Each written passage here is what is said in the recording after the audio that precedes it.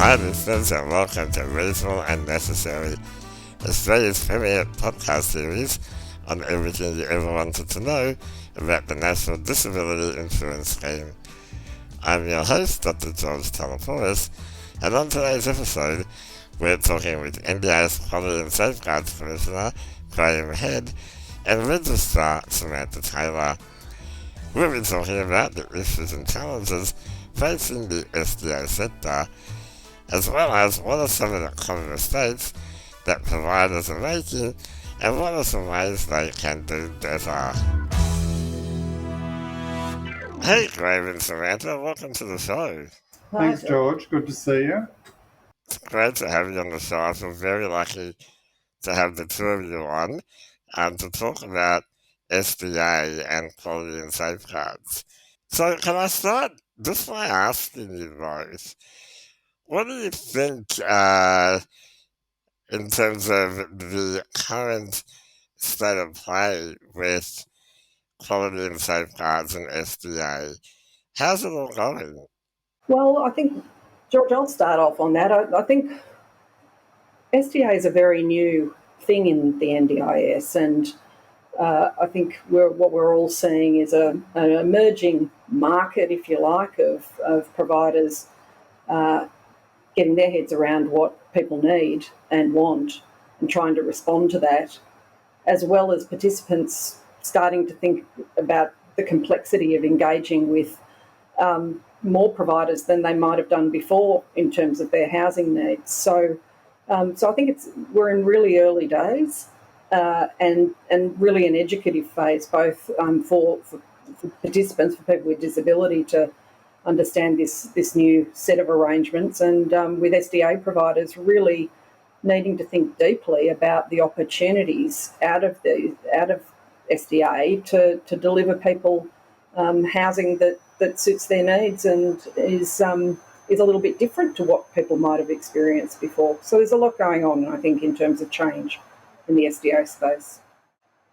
If I could just add to that briefly, George, I suppose in addition to the newness Sam's talking about there, that even although we're almost 3 years old, the quality and safeguarding arrangements themselves are still really relatively new. We're now getting to the back end of the transition process of providers into the new arrangements. All of the functions are stood up. But that's really, I guess, the first phase of moving from what we had before to a new national approach to safeguarding, and within that, the issues associated with SDA being a relatively new creature in this space. It is relatively new, and there are a lot of new providers out there. How do you think the new providers are going compared to, say, providers who've been in the space for a long time? Well, I think that's a really great question, George, because the experience is mixed, and you would expect it to be mixed, with providers who don't have familiarity with working with people with disability, who might not have had exposure to what people are aspiring to have happen in the context of the NDIS. And then you've got new providers who are coming in who are really offering a product, if you like, thinking about design of that product, and needing to build their experience in understanding what it's designed to do for people in terms of their really good outcomes in the NDIS, really good exposure and participation in community and being able to live a good life. So I think there's a real spectrum here. We've got large providers coming in. We've got some small providers looking at investment opportunities. We've got providers who are coming up from areas like community housing, who have some experience but are thinking about how to modify what they do to fit with the NDIS. So there's a lot of variety. And what do you think is do you think that the new guys are sort of teaching the old guys a few things? I think it is mixed. I think there are some new guys coming in who have a lot of the providers that I deal with in the SDA who are really engaged with the Commission because they care about quality in the offering of SDA that they provide, and they care about safety for people with disability. They're really wanting to think about how they shake this up and how we move away from some of the really traditional and frankly institutional accommodation arrangements for people with disability to offer something that is really akin to what every Australian has by way of options. So, yeah. All right, let's talk about quality then. What do you think, as the Commissioner, Graeme? What does quality look like in I guess in some of the simplest terms we can use? I want to unpack that term quality because we throw it around a lot, but what does it really mean? Well, we do often see quite kind of abstract discussion about what's meant by quality. And I think if you're somebody who's consuming any service or product, what you really want to be able to see is what you can reasonably expect that product, the standard it will perform to, and that there are kind of transparent criteria around that. So in this environment, I think what people with disability want is to know that there are a set of standards that apply to SDA, that they've got access to good information to help them understand those standards, that they can be confident that those standards address the factors that are important, and that they know where to go if they feel that the quality they should have the right to expect is not present.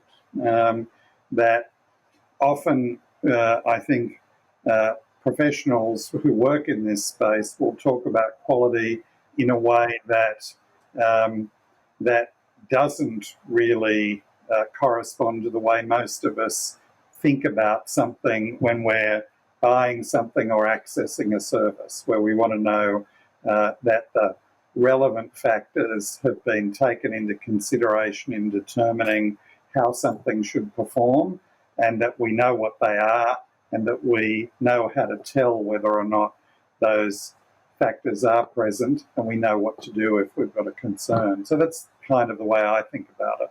Mm.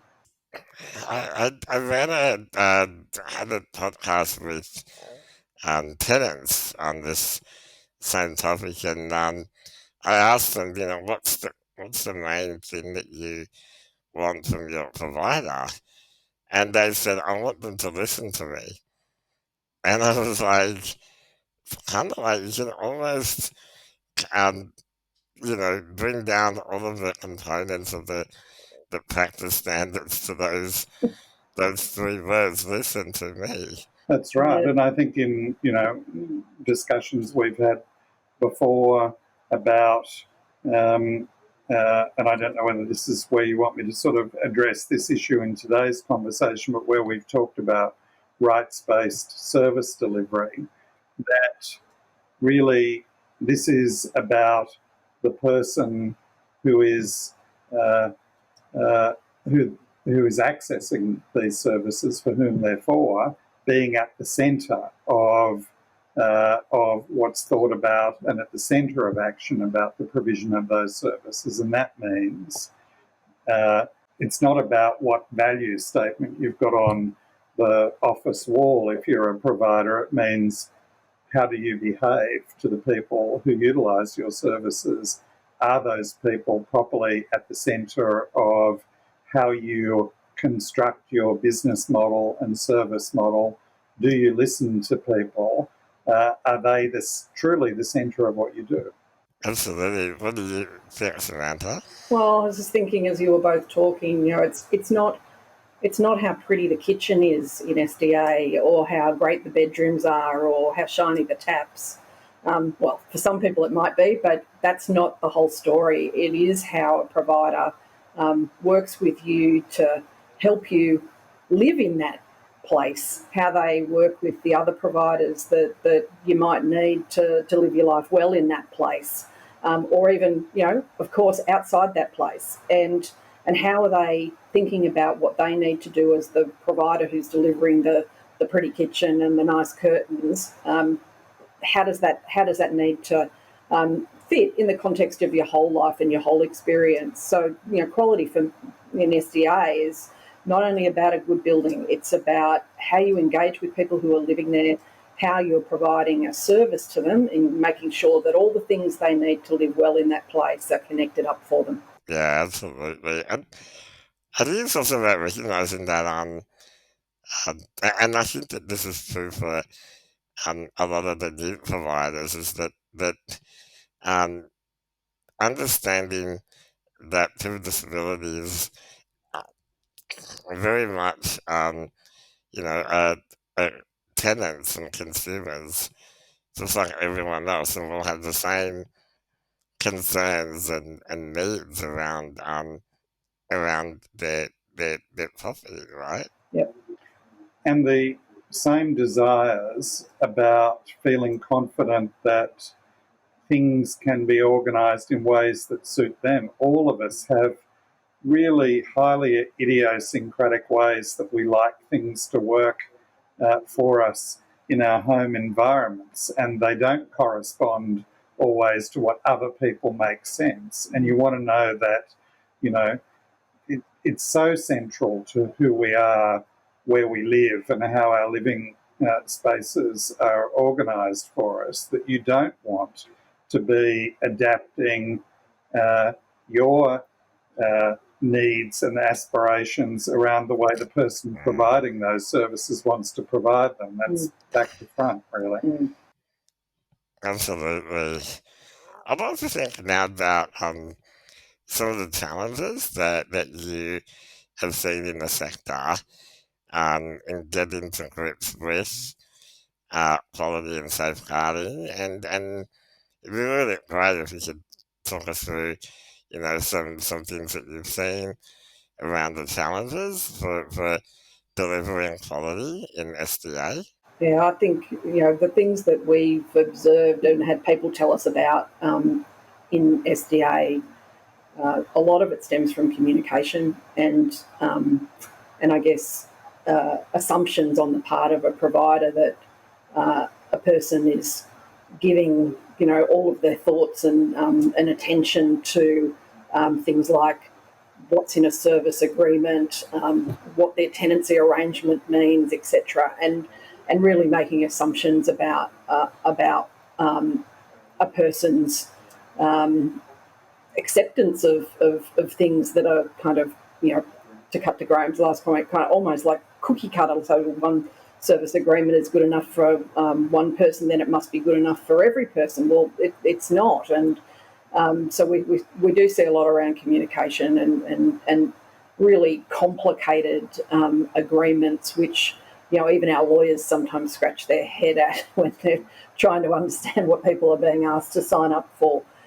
So, I think in quality, it's really important that providers are thinking about and working with people who might be living in the dwellings that they're offering to really think about what's important in their lives, what capacity they've got to get across really complex pieces of information, legal information, and actually just put in place arrangements so that people can have a conversation and have a really straightforward set of agreements, and that those agreements are then stuck with, so that people aren't, left wondering, well, hang on, didn't I say that this was important to me? Why isn't it happening?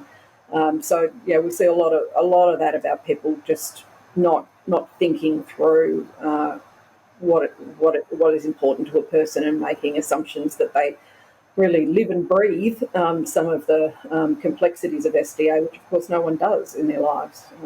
People are living their lives and they want their service delivered in the way that they've described, and they don't need to be dragged in to do a whole lot of work to make that happen for them. And George, I suppose going to the important point you made earlier about what people most frequently say they want from their providers in terms of quality, listen to me. I would say across not just SDA, but the work of the Commission generally in complaints, is that a lot of what comes to us starts where there hasn't been attentive listening to the issues that a person's raised, and the absence of that listening is very, very corrosive in terms of what it does to trust. And so the investment in really committing to listening to people and trying to get some structure around good constructive conversations, because sometimes it is difficult to produce exactly the outcome people want straight away. But if people don't feel heard, it's very difficult to come back from that in terms of the sort of trust you want in a successful working relationship between somebody who is basically buying services and the people who are providing that service. So it doesn't surprise me at all that people say, listen to me, and equally, it doesn't surprise me as the regulator that a lot of what we see directly stems from a failure of good communication at the outset. That's right. So important. And what I also think, related to that is that providers need to really take res- responsibility of that part of the practice standards that says, in a format that I can understand. And I take responsibility for that because I was involved in the development of some of these standards and provided feedback, and I was really, really, you know, strong on making sure that people could access info in a way that made sense to them. And if it's about, a video that explains to them, then you need to make a video if that's what the person needs, or if it's in picture format, or you need to do that. That's what the practice standards say. And I think it's also true that that the Commission, now that we're into our third year of operation, most of the transition activity largely completed, that we have a role to play too, I think, in assisting in the development of things that help providers in facilitating some of those conversations with people with disability who are participants in the scheme. So we think it's absolutely the case that providers need to be making vigorous efforts around those fit-for-purpose communication tools. And we also see ourselves as having a role in supporting participants to get that information, some of which is information that's created by others and some of which is information created by us. Mm-mm. Are there any particular, you mentioned in positive communication, but are there any particular aspects of the practice standards that you're finding that providers are continuing to get wrong or misunderstand? I think I'd make the point again that we made in the beginning of the conversation that it is really new. And look, George, the number of times I have to say things like they're practice standards, not audit standards. There's a clue in the title.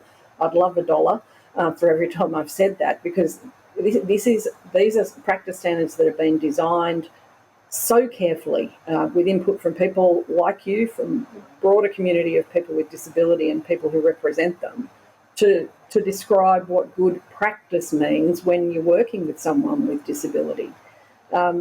Using them as a tick box to pass an audit or to say, yes, I've done that, is not going to make the kind of practice change that we want to have happen in disability services. So I think what we're at 3 years in with those practice standards is a is a sector which is thinking deeply, I hope, about how they need to adjust what they do, how they work with people, how they engage with them, to really embed that rights-based practice into every aspect of service delivery, including in how you deliver SDA to a person. Yeah, that's really interesting. I think you hit it on the head, that people just often just think, how will I pass an audit?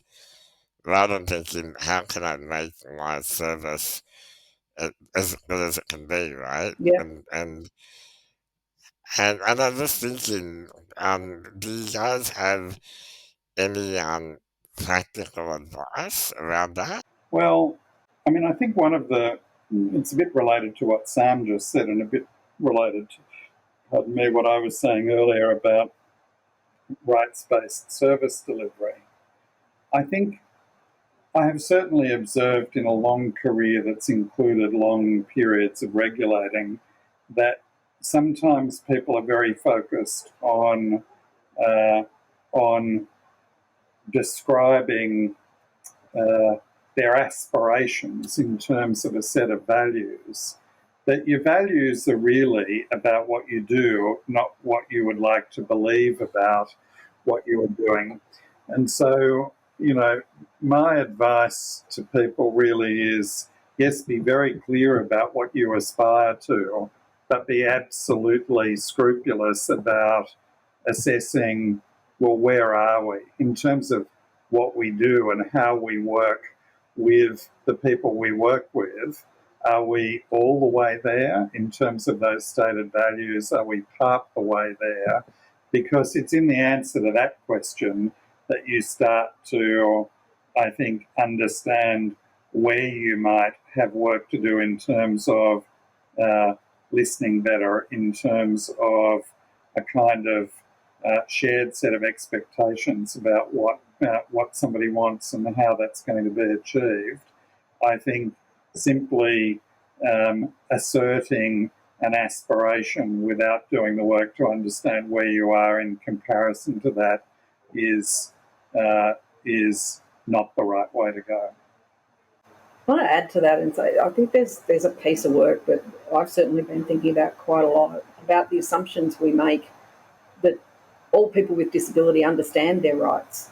And I don't think that's the case, or at least their rights have been compromised for so long in many respects that really it'll be little things that might change a person's life and their experience through really basic things. So if your question was, what advice will you give to providers? I think there's a broader conversation about asking people that they're supporting what's important to them. It's not about saying, oh, well, you've got this code and we've got to meet these standards for you. Well, what does that mean to that person in that moment that they're receiving some kind of service, whatever it might be? What would make a difference to them? And I sort of think about it in terms of, you've got to know the people you're supporting. You've got to actually build a relationship with them. And in a lot of these organisations that are delivering in the NDIS, sometimes the relationship can be a bit too distant in terms of the people who frame the training and the information for workers from actual people that are being supported by those workers. So they've got to build up a dialogue at an organisational level and really take account of what people say is important to them and deliver on it. Yeah. I love that, Sam. I think that's critical, and it goes back to what the tenants were saying. They were saying listen to me, but they also talked a lot about understand me, to know what I need. Yep. And I think that what you just said there is really about that if you're just a provider that hasn't got a good understanding of the your customer and doesn't understand where they're at in terms of understanding their rights or where they're at in being able to speak up for themselves, then you're going to not do what you need to do. Yep. Yeah, and that can be experienced by someone as feeling like they're being shoehorned into the service that a provider wants to provide rather than that service adapting to their requirements. And so I think, part of my advice to providers is to think very carefully about, well, what are the implicit and explicit features of your business model? And if a big part of what you're doing is providing supports and services to people who will have very, very different needs, how well designed is your business model about being truly responsive to that? Because you often do see people on the one hand inviting people to say something, so listening in a way, but because of the rigidity of the way they've designed particular aspects of their business model, not really being able to do anything with what they've heard in that process, which just drives a lot of frustration, I think. Yeah, that's right. And being able to build the service around the person rather than force the person into a service that doesn't. That's right. Yeah. You know, Which is isn't where they want to go. Which, when you think about it, is at the heart of what's different in the NDIS from the old approach to block-funded services, was actually putting the person with disability in the centre of the services that they need for their life, rather than a set of arrangements which force people into adaptation to a service model which generalises over people's requirements.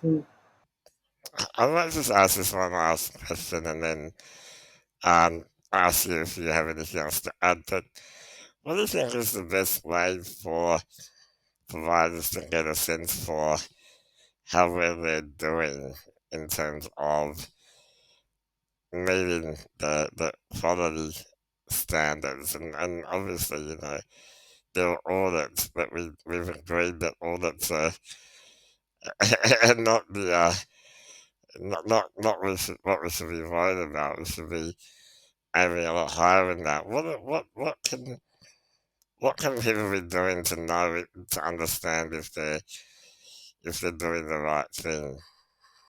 So Sam will have her own views on this, but I think people often mistakenly think if they're not getting complaints that everything must be okay. But given what we were saying before about the fact that for many people with disability, their sense of feeling secure and safe in making complaints because of past experience might not be all that strong, we know that organisations, any organisation that encourages people to complain when they've got an issue to complain about, that over time, if you respond in good faith to those complaints, you create much more trust, much better two-way communication. So one of my bits of advice is pay very close attention to the fact that there's a reason why, in addition to people being able to complain to us, we require registered providers to have a complaints management system.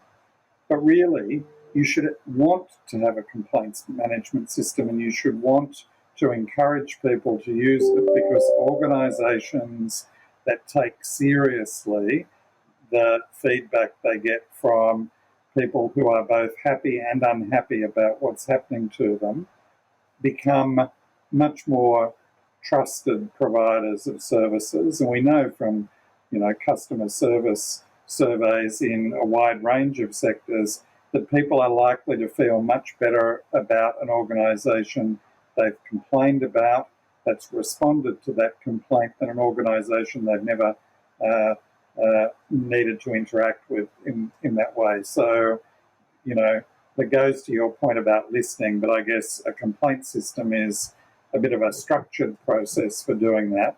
but investing in it and really making people feel safe about that as an avenue for raising issues is a critical area for this sector in terms of being more responsive and maturing in the quality space. Mm.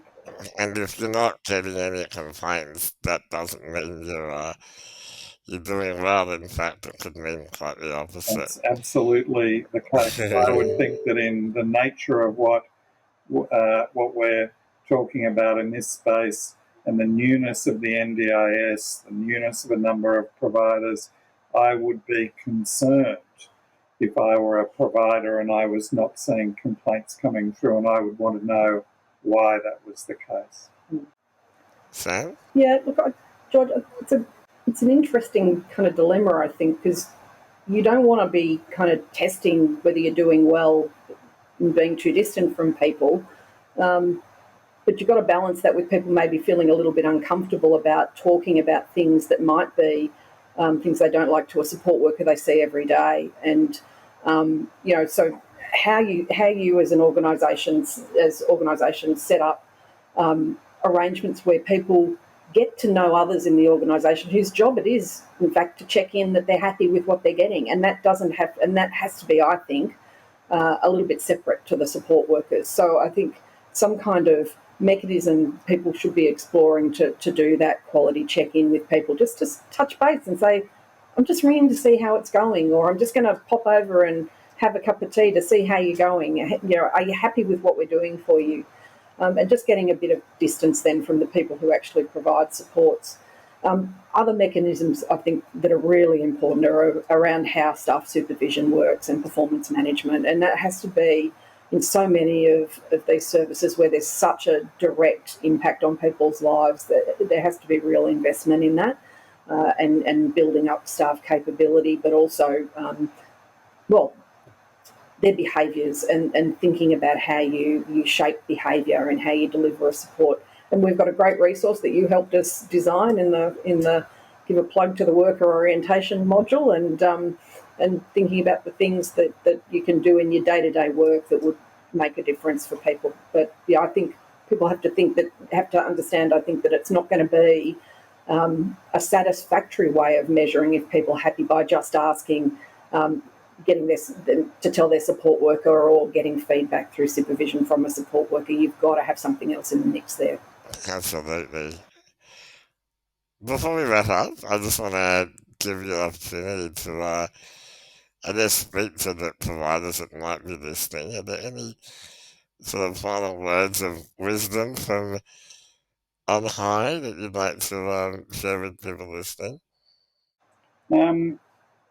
Look, I always think it's very important when a system is relatively new, which of course the NDIS is, the National Quality and Safeguarding Arrangements, SDA in the way it is new, is to, I guess, we all need to remind ourselves that there's a lot of learning to be done in every part of this in order to evolve these arrangements in a way that works for the people who access these services and also works for the people who want to be in the business of providing these services. So we, of course, have ideas, some of which we've shared in today's podcast, but we also invite people to challenge us on our ideas and also to make suggestions. There needs to be, I think, a very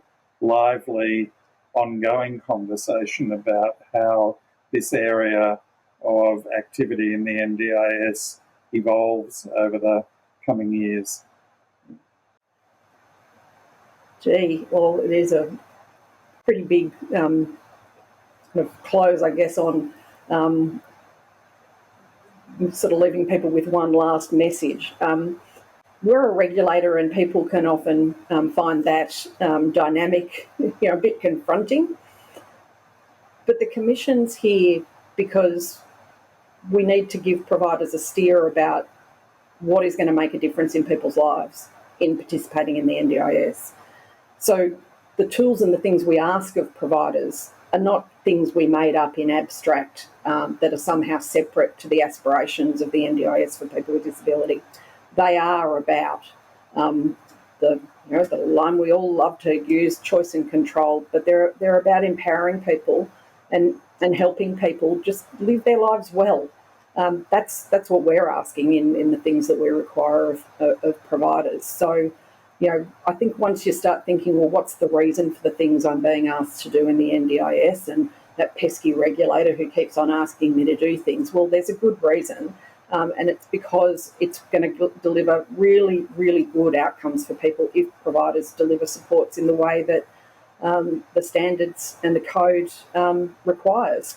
So, it's helpful regulation, because what it does is guide the practice and behaviour that we'd want to see that will help people with disability live the best lives in their community. Absolutely, and I totally agree. I think that the work of the Quality and Safeguards Commission is really an extension of everything that we want to see in the NDIS, and that's where people are at the centre of their services, where people can live their best lives, and also where services are accountable to their customers. Yep. Thanks for joining us, Graeme and Sam. Thanks for asking us to be part of this conversation, and always a pleasure to spend time with you, George. Yes, indeed. Thank you. Thanks, guys. That's all we have time for on today's episode of Reasonable and Necessary, brought to you by the Summer Foundation. If you've missed an episode, check out the Summer Foundation website, where you'll find links to all previous podcasts and transcripts, as well as our latest info and resources. Thanks so much for listening, and until next time, stay well and reasonable.